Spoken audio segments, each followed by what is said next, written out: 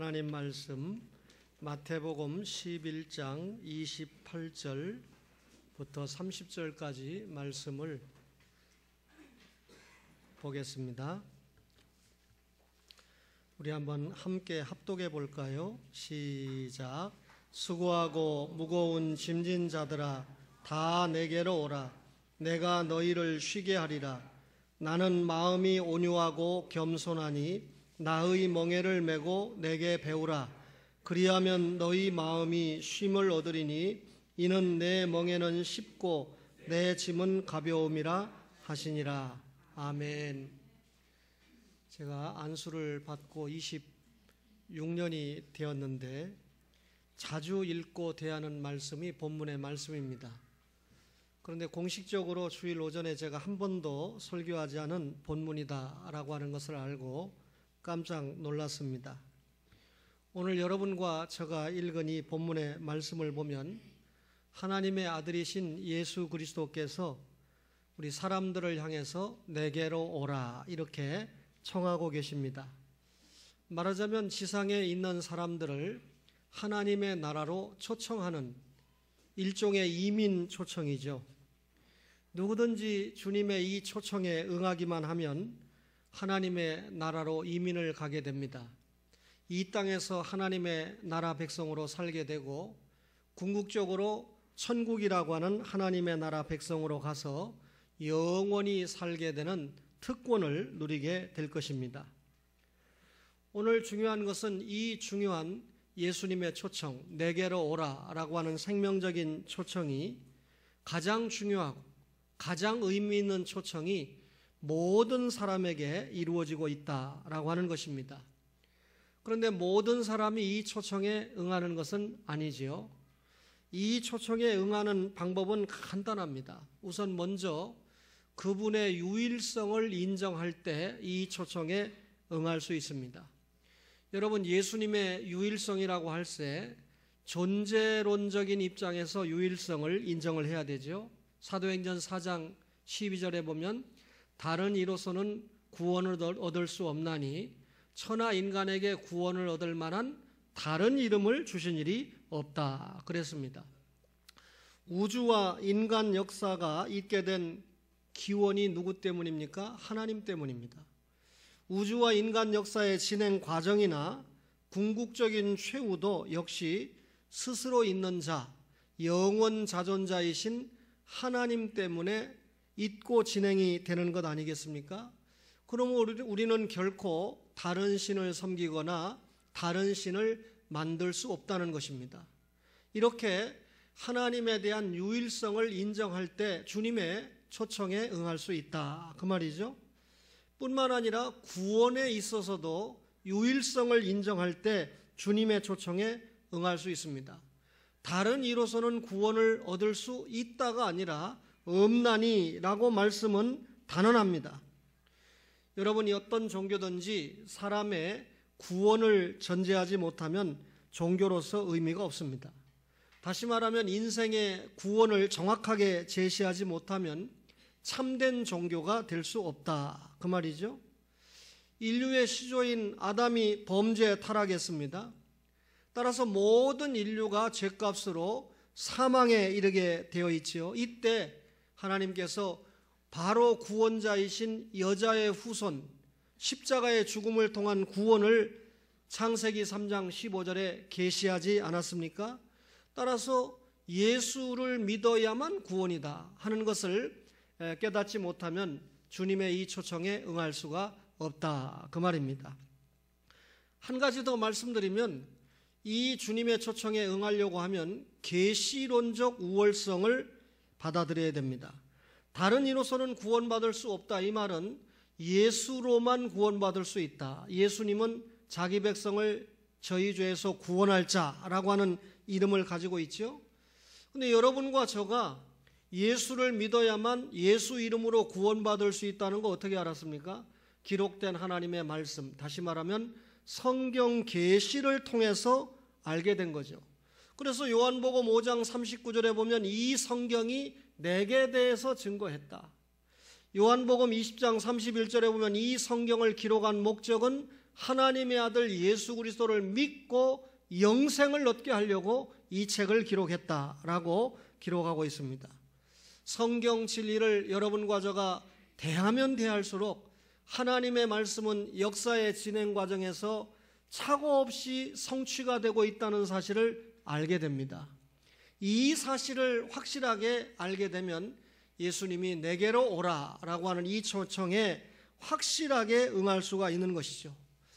예수님의 유일하심을 믿지 않고는 이 초청의 의미를 귀하게 여기지 않습니다. 아무리 예수님이 내게로 오라고 해도 그 초청을 귀하게 생각하지 않습니다. 뿐만 아니라 귀하게 여기지 않으니까 응하지 않는 것은 당연할 수 있습니다. 내게로 오라라고 할 때 이 초청에 응하면 되고, 두 번째는 그 초청에 응하면 그분을 의지하기만 하면 됩니다. 우리가 이 미국을 간다고 할 때 배나 비행기를 이용하지 않으면 갈 수가 없지 않습니까? 비행기 안에 앉아 있으면 몇 시간이 지나고 나면 미국에 도착을 하게 됩니다. 마찬가지로 여러분과 저가 예수 그리스도 안에 있기만 하면 어느 정도 시간이 지나면 천국에 도착하는 것은 당연한 일입니다. 이 사실을 알고 있는 여러분과 저에게 하나님께서는 이 땅에서 하나님 나라를 확장시켜 가기 원하시는 하나님의 계획에 따라서 우리가 하나님의 나라의 일꾼으로 사용받다가 천국에 가야 구원은 말할 것도 없고 플러스 상급을 받을 수 있다라고 하는 것을 우리가 기억하지 않습니까? 중요한 것은 우리가 주님을 의지하고 있을 때 우리의 공로와 무관하게 천국에 데려다 준다라고 하는 사실입니다. 내게로 오라 두 마디로 압축을 하면 나를 믿으라 그 말이고, 또 하나는 나를 의지하라 그 말입니다. 주님을 믿고 의지하라고 하는 초청을 주님은 내게로 오라 이렇게 말씀하고 계십니다. 주님께 가려고 하면 무거운 짐을 벗어야 됩니다. 오늘 마태복음 11장 28절에 수고하고 무거운 짐진 자들아 다 내게로 오라 내가 너희를 쉬게 하리라 그랬습니다. 여러분, 사람들을 향해서 수고하고 무거운 짐을 지고 있다 이렇게 표현했죠. 사람들이 가지고 있는 영적인 실존을 분명하게 표현한 것이 무거운 짐이라고 표현했습니다. 우리가 짊어지고 있는 무거운 짐이 무엇입니까? 그것은 죄의 짐이죠. 죄의 짐은 무엇입니까? 하나님의 언약을 받아들이지 않은 것이 죄의 짐입니다. 다시 말하면 하나님이 주신 말씀을 어긴 불신앙이 우리에게 죄의 짐을 안겨준다 그 말이죠. 아담의 이 죄 때문에 우리는 원죄를 가지고 태어납니다. 예수 믿는 신자들은 결코 사람이 어머니의 태로부터 선하게 태어났다라고 하는 성선설을 믿지 않습니다.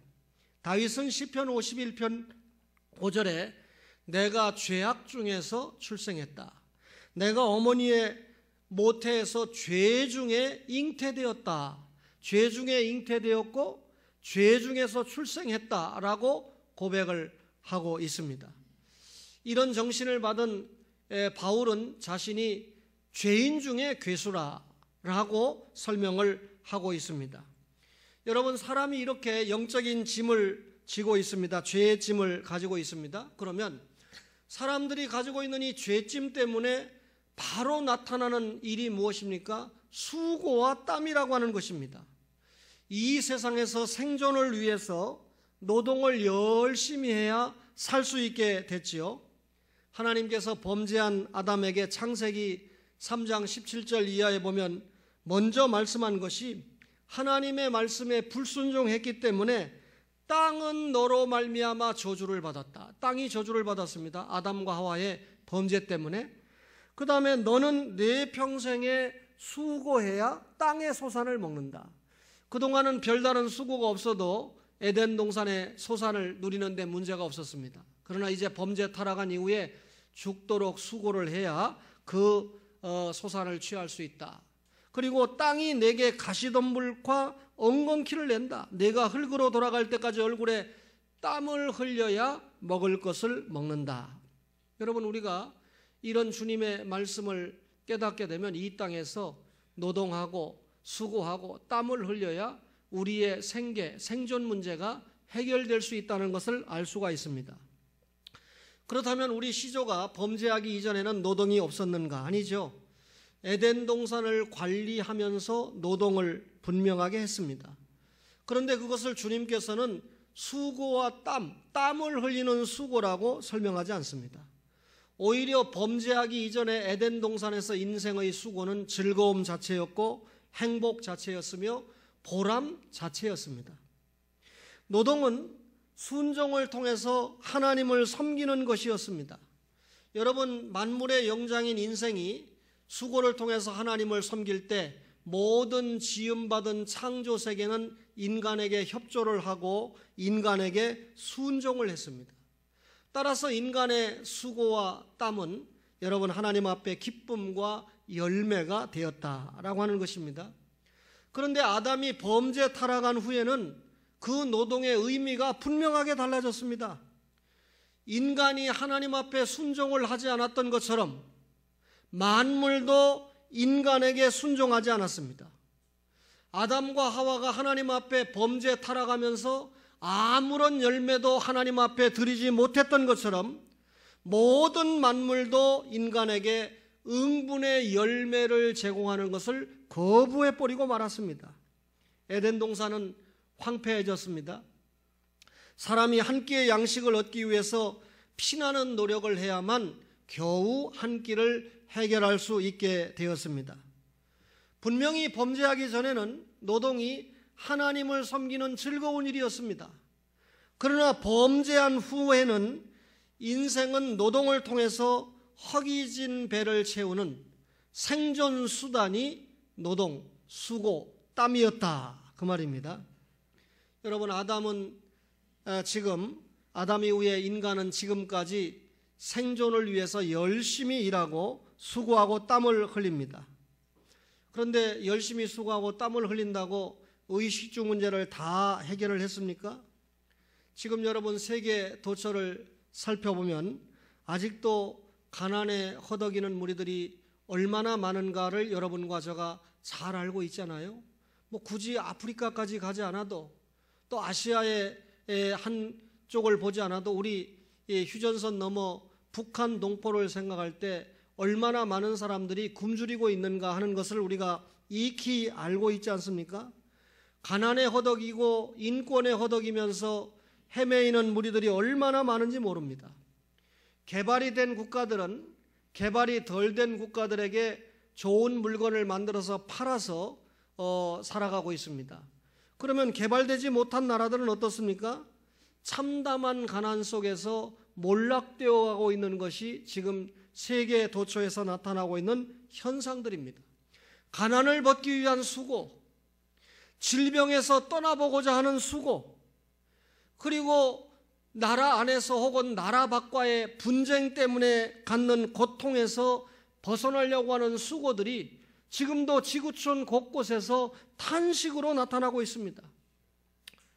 유엔을 위시해서 여러 국가들이 이런 분쟁과 문제들을 해결하기 위해서 얼마나 나름대로 노력하고 대책을 강구하고 있는지 모릅니다.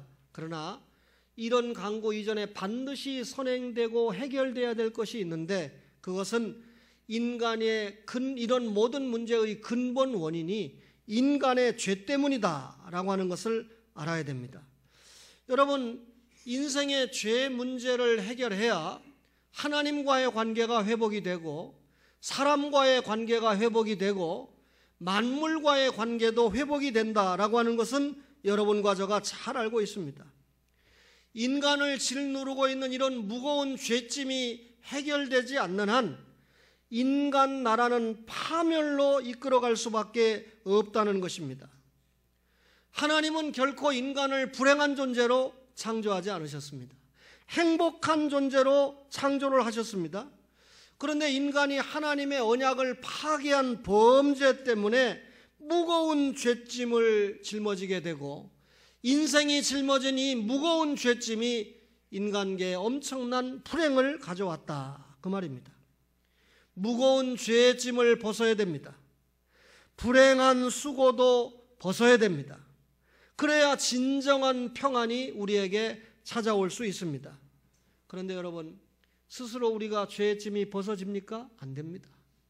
우리의 죄의 짐을 벗겨줄 분이 누굽니까? 오늘 수고하고 무거운 짐진 자들아 다 내게로 오라, 내가 너희를 쉬게 하겠다라고 하는 예수 그리스도께서 여러분과 저의 모든 짐을 벗겨주기 위해서 이 땅에 오신 줄로 믿습니다. 그분이 우리의 모든 죄짐을 지고 십자가에서 자신의 생명을 내어놓고 대속의 죽음을 죽은 줄로 믿습니다. 그분이 내게로 오라고 그럽니다. 그분을 믿기만 하면 됩니다. 그분을 의지하기만 하면 됩니다. 그러면 우리의 모든 무거운 짐이 벗겨질 줄로 믿습니다. 그분에게 나아가 그분만 붙들기만 하면 주님은 사람에게 붙들려 있는 모든 무거운 짐을 다 벗겨주신다는 것입니다. 인간이 가지고 있는 이 짐은 여러분, 주님이 벗겨주실 때 전인적인 구원을 받게 되죠. 육신 구원받고 영혼을 구원받는 거, 전인적인 구원이다, 이렇게 말합니다. 여러분, 인간의 구원 문제는 전적으로 인간이 해결을 못합니다. 무능합니다. 오늘 수고하고 무거운 짐진 자들아 내게로 오라고 초청하시는 예수님께서 우리가 짊어지고 있는 모든 무거운 짐을 다 해결해 주실 수 있다. 중보자 예수 그리스도를 통해서만, 진리의 구원에 있어서 유일한 통로이신 예수님만 해결할 수 있습니다. 따라서 예수님을 믿고 의지하면 모든 무거운 짐 벗어지는 줄로 믿습니다. 이미 이런 행복을 느끼는 여러분과 저가, 우리가 사랑하는 가족들에게, 아직 주님을 알지 못하는 친구들에게 이 엄청난 진리의 복음을 우리가 쉽게 이해해서 전하면 그 시간에 성령님이 감동 안 하시겠습니까? 여러분, 내게로 오라, 이 말은 무거운 짐을 벗을 뿐만 아니라 가벼운 짐을 져야 됩니다.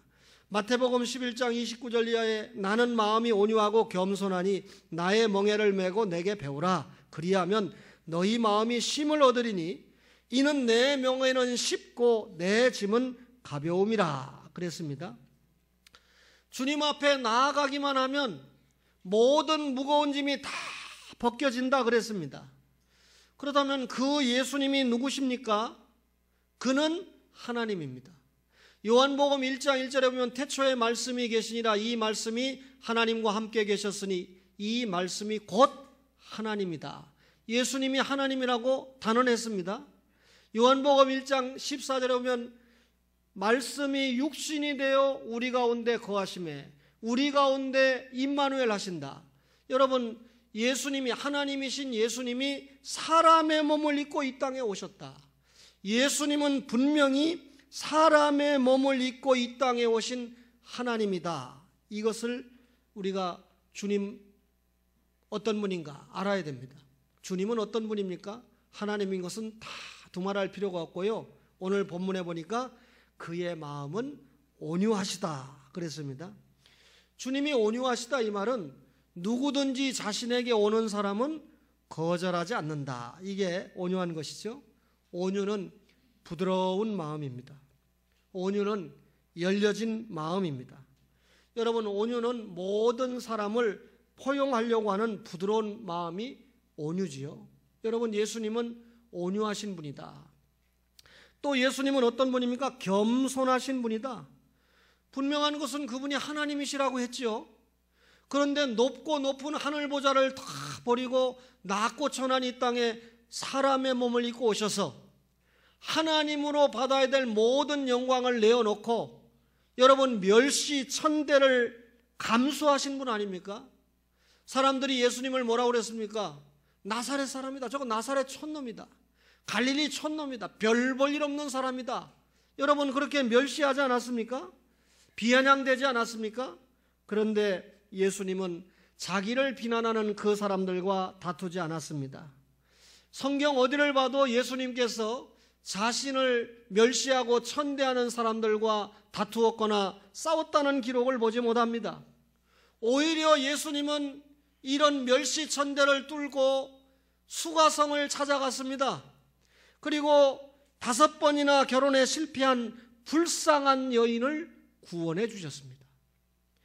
예수님은 이방 땅 수르보니게 여인을 찾아가서 그녀의 딸이 가지고 있는 질병에서 자유하도록 해주셨습니다.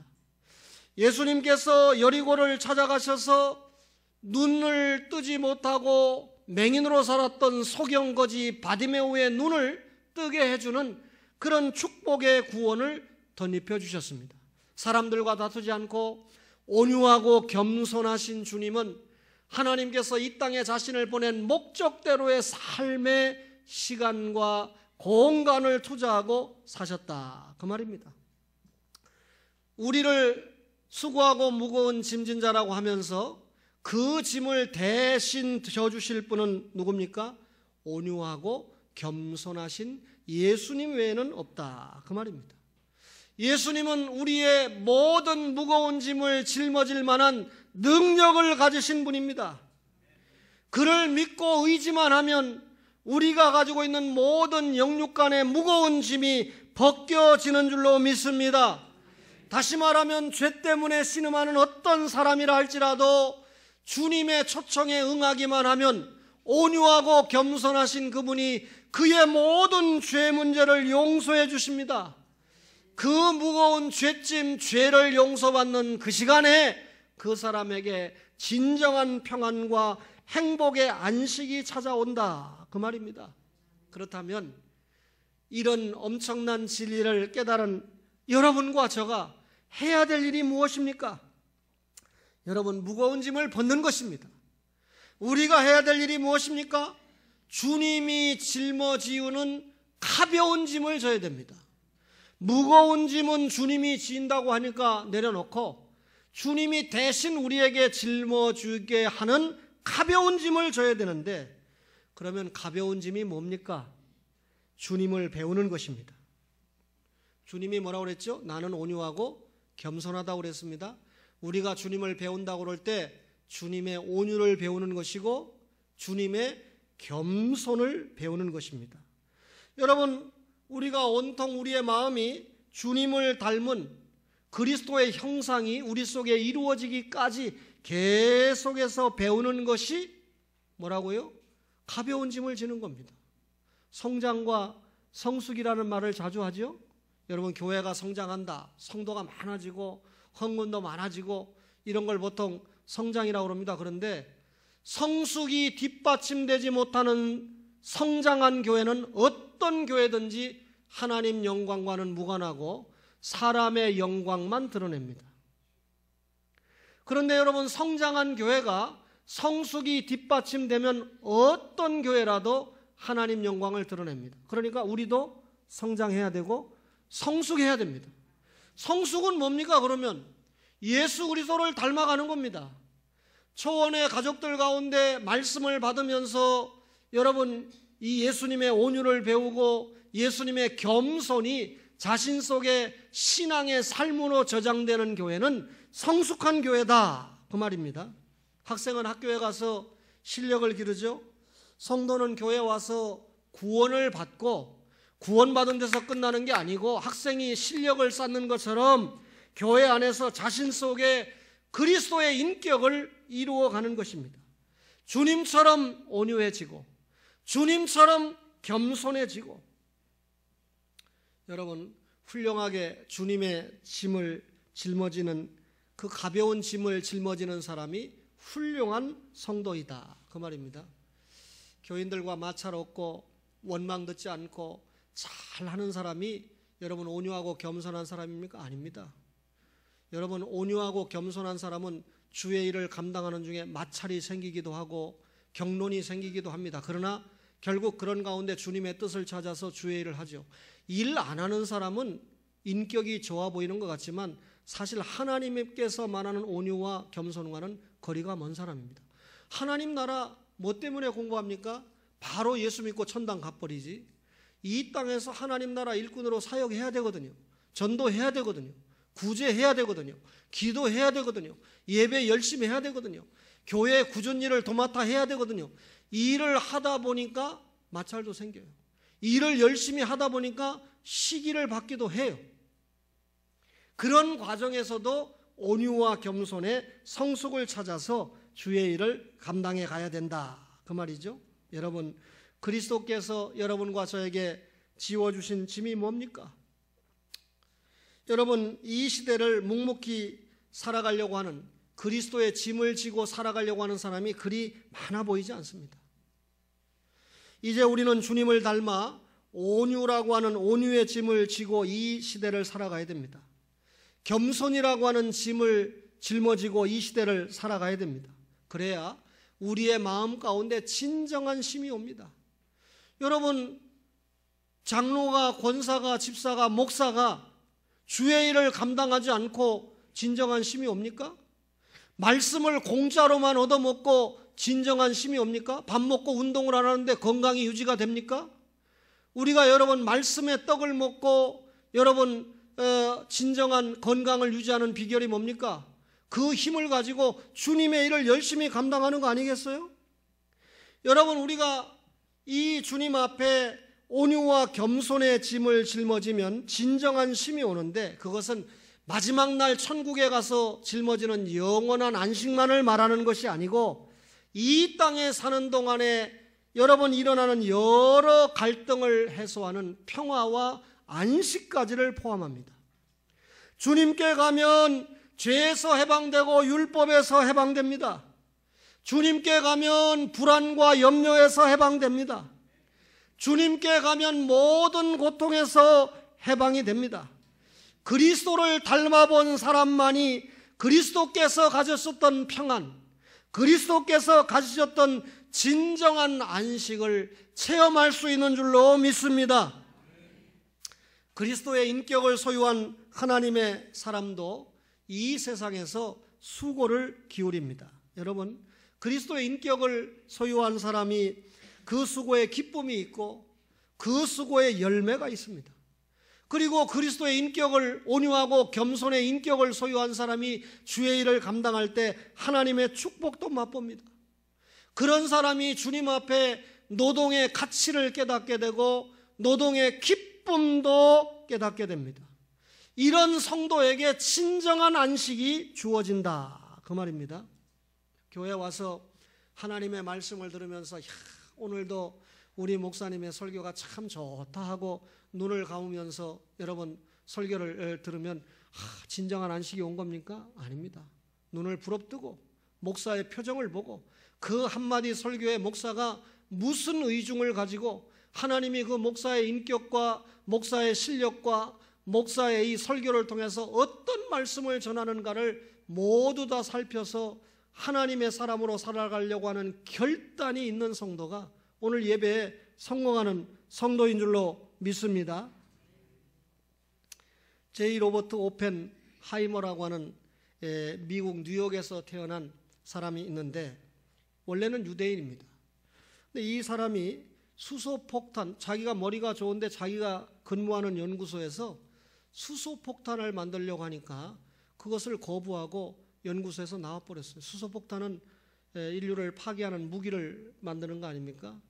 근데 이분이 원자폭탄을 생산했던 로스 아라모스 연구소 소장을 역임했는데 이 일본에 떨어졌던 원자폭탄을 만들었다는 말이 아닙니다. 그런 연구소에서 일을 했는데 이분이 만든 이 원자에 관한 것은 전기, 발전을 한다든지 사람의 암을 치유하기 위해서 그런 것들을 만든 아주 유익한 발명을 많이 했던 유명한 사람입니다. 얼마나 수고를 했던지 1963년에 원자력 연구위원회에서 최고 영예로운 훈장을 받았고 그때 돈으로 미국의 대통령에게 5만 달러, 지금도 5만 달러 엄청나게 큰 돈인데 1960년대 5만 달러가 얼마나 큰 돈이겠습니까? 상금을 받았던 사람입니다. 그런데 그 자신이 1967년에 암으로 떠났는데 암으로 떠나기 1년 전에 이 사람이 늘 하는 말이 뭐였냐면 자신은 완전히 실패한 사람이다. 나는 완전히 실패한 사람이다. 온 세상 사람들이 그를 칭송하고 당신은 성공한 사람이다. 세계 역사의 방향을 바꾼 사람이다.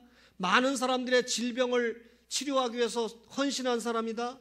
또 이 전기 발전이나 이런 것들을 위해서 획기적인 공헌을 한 사람이다 칭송을 하지만 나는 철저하게 실패한 사람이다. 아주 입에 달고 이야기를 했다는 것입니다. 무슨 말입니까? 성경은 허탄한 자랑이 무엇이 유익한고 야고보서 4장 16절에 그렇게 지적을 하죠. 여러분, 인간의 성공 개념에는 반드시 뭐가 있어야 된다는 겁니까? 보람된 요소가 있어야 된다는 겁니다. 내가 성취한 이것이 나에게도 어떤 보람이 있을 때 그것이 진정한 성공이지 상대에서만 인정해주는 성공은 성공이 아니다. 연수구에서 가장 훌륭한 의사가 있는데요, 그분이 저에게 만날 때마다 종종 하는 말입니다. 목사님, 제가 한 달에 얼마 버는지 아십니까? 자기가 우리 교회 11조 하는 것도 아닌데 내가 어떻게 알아요? 그런데 제가 공개는 하지 않겠습니다. 의사가 다 그렇게 많이 버는 줄 여러분들이 착각하실까 봐. 그래서 이 잘못된 간증을 들으면 너도 나도 우리 자식을 의대 보내겠다 해서 선제를 때려잡고 선유를 때려잡으면 보통 고통이 아니거든요. 그렇죠? 근데 이분이 그래요. 목사님, 저는 한 달에 10만 원도 못 써봅니다. 건강을 유지하기 위해서 일어나면 병원까지 걸어옵니다. 퇴근할 때 걸어갑니다. 그저 탁구장에 등록해가지고 회원 3만 원 내는 거, 그게 내가 쓰는 돈의 전부라고 말할 수 있습니다. 그리고 처자식은 굉장히 호강합니다. 자기가 의사가 돼서 결국은 가족들만 행복하고, 그 다음 얘기는 제가 안 하겠습니다만 제 아내가 처갓집으로 빼돌리는 돈, 이런 것까지 얘기하는 거예요. 그러니까 불행하다는 거예요. 보람되지 못하다는 거예요. 여러분, 아무리 돈을 많이 벌어도 다른 사람을 유익하게 했지만 누가 정작 보람돼야 행복하다는 겁니까? 자신이 보람돼야 행복하다는 거예요. 그런데 여러분, 어떻게 해야 자신이 보람될 수 있습니까? 무거운 짐을 내려놔야 됩니다. 어떻게 해야 보람될 수 있습니까?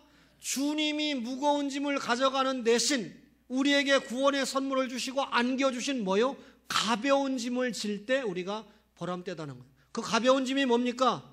온유와 겸손이라는 겁니다. 이거 못하겠습니까?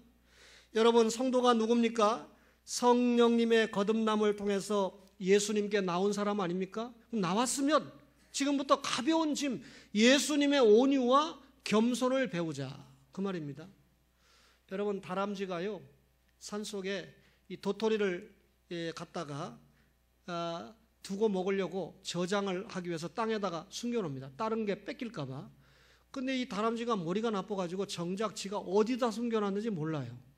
그래서 10개를 숨기면 2개만 겨우 찾아 먹고 8개는 결국 못 찾습니다.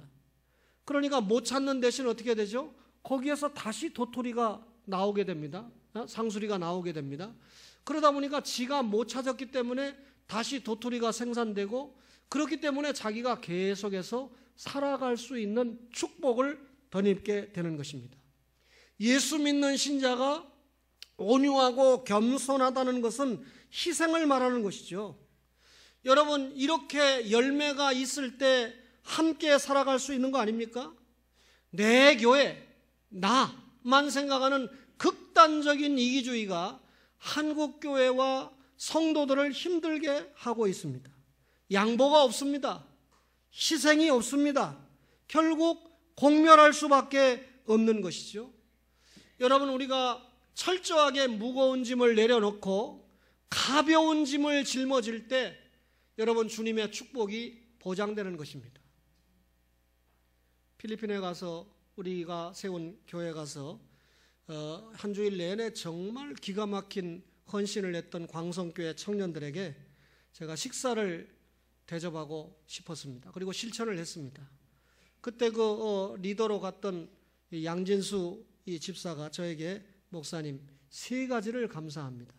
첫째가 단기 선교팀을 후원해 준 일에 대해서 감사합니다.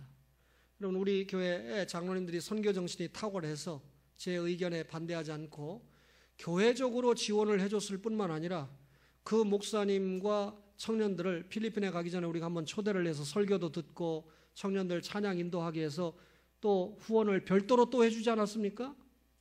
그래서 이 우리의 후원을 통해서 필리핀에 가서 단기 선교를 잘한 일에 대해서 감사를 하고, 두 번째는 다녀온 다음에 전혀 초원교도 아닌데 제가 이들을 초청을 해서 지도자들을 초청을 해서 식사를 대접하고 격려해 준 일에 대해서 감사한다. 교회가 대접한 거 아니고 목사 개인 돈으로 대접한 겁니다. 보통 목사가 대접한다고 그러면 당연히 교회 돈으로 대접하는 걸로 알아요. 대부분의 목사님들이 그렇게 하죠.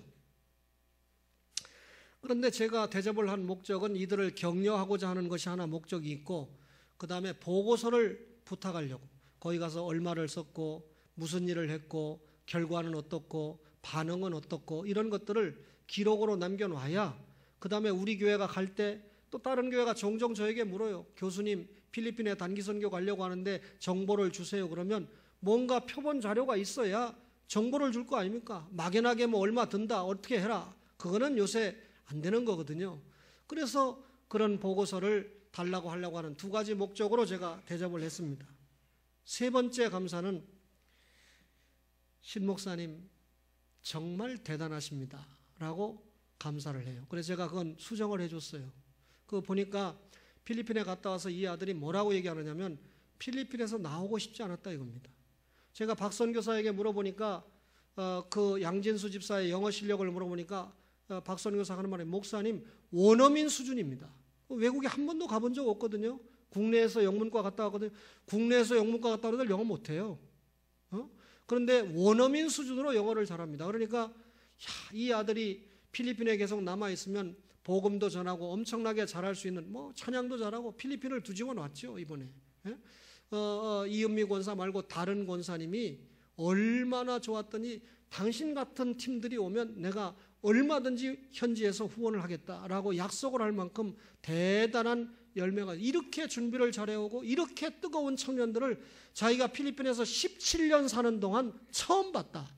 틀림없습니다. 그런데 박 선교사님이 뜨겁게 인도하고 이런 걸 보고 와서 자기 아버지에게 간증을 한 거예요. 양 목사님이, 이놈아, 신 목사님이 총회 은극금을 다 해약해 버리고 거기 가서 교회 세운 거야. 그 권사님들 다 신 목사님이 있을 때 있었던 권사님들이고 신 목사님이 양육한 사람들이 하면서 저의 공로를 쭉 설명을 하니까 양 집사가 이제 깨달았던 거예요. 평범한 신재철 목사, 자기 아버지하고 그냥 가깝게 지냈던 목사로 알았다가 이번에 필리핀 가서 현장을 보고 필리핀에 교회가 세워지고 제가 어떻게 교회를 세우는 것을 자기 아버지를 통해서 정확하게 듣고는 계속해서 감사 연발을 하길래, 세운 것은 맞지만 나를 파송한 것은 초원교회고, 비록 내 은긋금으로 세운 것은 맞지만 그 이후에 내가 돌아와서 후원을 하는 것, 정말 저는 경상도 사람 아닙니다만은 쇠가 빠지게 후원하고 있는 것은 초원교회 가족들이 물론 목사를 포함해서 후원하고 있지 않습니까? 오죽하면 교회 재정이 어려우니까 금년에는 선교비 좀 깎아볼까라고 하는 마음이 시험이 들 만큼 우리가 최선을 다하고 있어요. 그뿐입니까 여러분? 목사님과 사모님이 건강 때문에 혹은 노예 때문에 1년에 한두 차례 나올 때마다 우리 교회를 중심으로 해서 계속해서 20만 원 정도가 아니라 수백만 원씩 모금을 해서 후원하고 있는 이런 희생을 우리가 감당하고 있지 않습니까? 이런 세 가지 감사를 하길래 현재 우리 초원의 가족들이 이렇게 열심히 후원을 하고 있다라고 하는 것을 이야기하면서 신목사가 대단한 것이 아니고 초원교회가 대단하다라고 하는 것을 제가 가르쳐 주었습니다. 여러분, 주님 앞에 만났을 때 뭐하다 왔느냐? 아무개 장로야, 아무개 권사야, 뭐하다 왔느냐? 물어보면 뭘 대답하겠습니까? 믿음의 역사 공짜요. 소망의 인내 공짜요. 주님이 믿음 주셔서 천국 받은 거요. 주님이 믿음 주셔서 소망에 있네 천국 간 겁니다. 뭐만 주님이 따집니까? 사랑의 수고. 믿음을 가지고 천국을 소망하면서 이 땅에 사는 동안에 무슨 일을 했느냐? 온유와 겸손을 배워가지고 무슨 일을 했느냐? 주님이 원하시는 선교와 구제를 감당했다. 복음 증거의 사명을 충실하게 감당했다. 이것만 주님 앞에 남은 겁니다. 얼마나 큰 건물을 졌느냐? 얼마나 네가 교회 이자 내느라고 힘들었느냐? 이거 주님이 묻지 않습니다. 주님 앞에 선교하고 구제하고 한 영혼이라도 구원하고 한 영혼이라도 바로 세우기 위해서 힘썼던 그거, 우리가 주님 앞에 상급으로 직결되는 것입니다. 수고하고 무거운 짐진 자들아, 무거운 짐 내려놓고 가벼운 짐을 얼마든지 짊어지는 십자가의 군병들이 되시기를 주님의 이름으로 간절히 바랍니다.